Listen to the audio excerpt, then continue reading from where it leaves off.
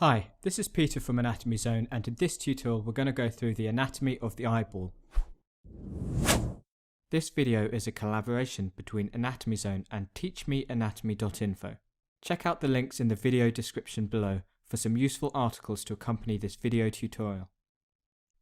The eyeball is a bilateral and spherical organ which houses the structures responsible for vision.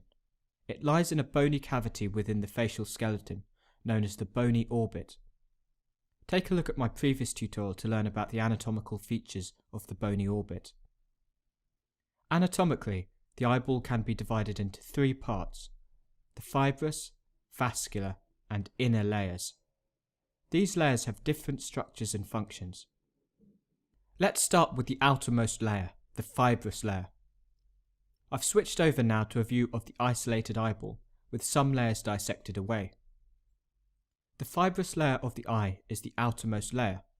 It consists of the sclera and the cornea, which are directly continuous with each other. You can see the shape and continuity of the cornea with the sclera from this lateral view. Their main functions are to provide shape to the eye and support the deeper structures.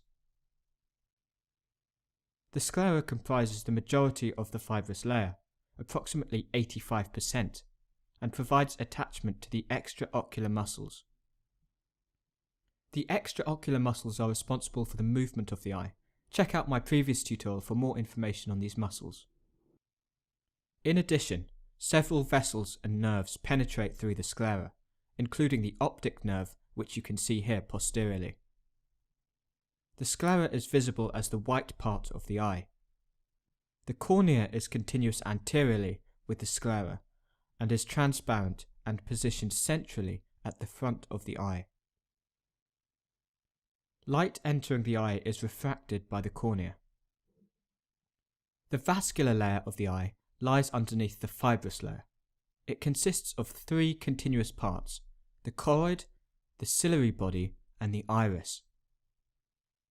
The choroid is a layer of connective tissue and blood vessels. It provides nourishment to the outer layers of the retina.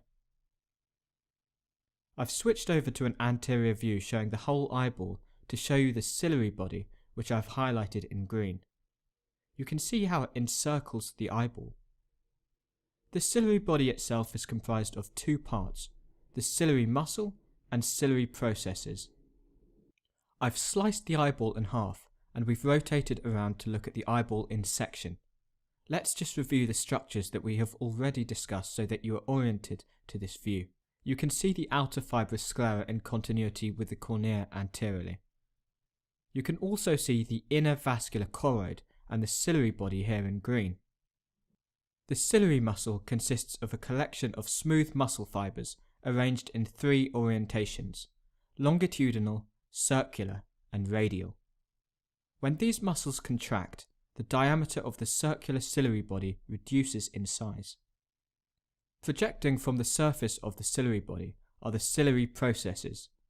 These attach the lens to the ciliary body via these fibers, which you can see here, known as zonular fibers. Collectively, the zonular fibers form the suspensory ligament of the lens. The ciliary body therefore controls the shape of the lens. As I mentioned before, when the ciliary muscle contracts, the circular ciliary body reduces in size. When this happens, the zonular fibers therefore slacken, reducing the tension applied to the outside of the lens, allowing the lens to return to a more rounded shape. This process is known as accommodation and adjusts the lens for near vision. Conversely, when the ciliary body is relaxed, the diameter of the ciliary body is greater, which means the zonular fibers are held tight, pulling the lens flat. This optimizes the lens for long-distance vision. In addition to adjusting the lens shape, the ciliary body also contributes to the formation of aqueous humor. The final structure of the vascular layer is the iris. This is a circular structure with an aperture in the center called the pupil. The iris is the component of the eye which gives you your eye color. It has two arrangements of fibers which control the size of the pupil: circular fibers and radial fibers.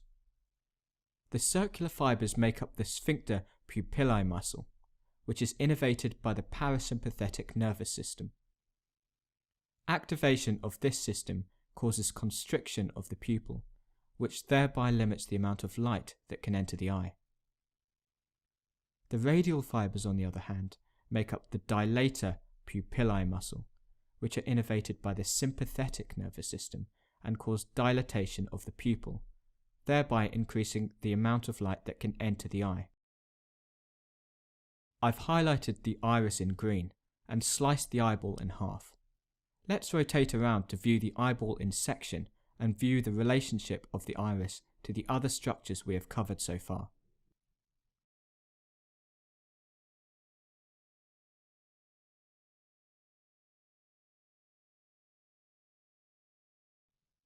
The inner layer of the eye consists of the retina, the light detecting part of the eye. The retina itself is comprised of two cellular layers, the neural layer and the pigmented layer. The neural layer consists of photoreceptors, the light detecting cells of the retina. It is located posteriorly and laterally in the eye. The pigmented layer lies underneath the neural layer and is attached to the choroid layer. It acts to support the neural layer and continues around the whole inner surface of the eye. Anteriorly, the pigmented layer continues, but the neural layer does not. This part is known as the non-visual retina. Posteriorly and laterally, both layers of the retina are present. This is the optic part of the retina. The optic part of the retina can be viewed during ophthalmoscopy or fundoscopy. The center of the retina is marked by an area known as the macula lutea. It is yellowish in color and highly pigmented. The macula contains a depression called the fovea centralis, which has a high concentration of cones, which are the light-sensitive receptor cells which function best in brightly lit conditions and are responsible for high acuity color vision. The area that the optic nerve enters the retina is known as the optic disc.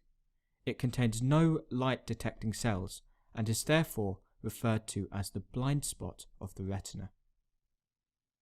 The central retinal artery enters at this point, and its branches are visible at this point when viewed during fundoscopy.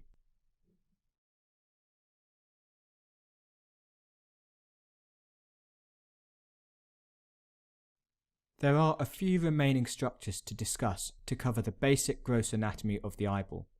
There are two fluid-filled areas in the eye, known as the anterior and posterior chambers. The anterior chamber is located between the cornea and the iris. The posterior chamber is a small chamber located behind the iris and anterior to the lens and suspensory ligaments. The two chambers are continuous with one another via the pupillary opening.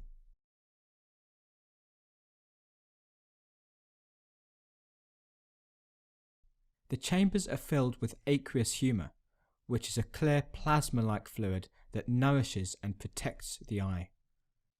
The aqueous humor is secreted first into the posterior chamber and flows into the anterior chamber via the pupil, and is then absorbed into the canal of Schlemm, also known as the scleral venous sinus.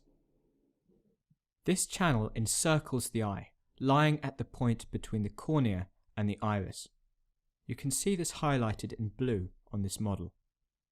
If the drainage of aqueous humor is obstructed, the intraocular pressure will rise, a condition known as glaucoma. The lens separates these two chambers from the vitreous chamber, which fills the eyeball with a transparent, gel-like substance known as vitreous humor or vitreous body, extending from behind the lens to the retina posteriorly. So that's an overview of the gross anatomy of the eyeball. In the next tutorial, we'll take a look at the vascular supply. If you have enjoyed this video, please click the like button below and subscribe for more video tutorials. Thank you for watching. The 3D models used in this tutorial were powered by the excellent and free Anatomy Learning app. Check it out for yourself.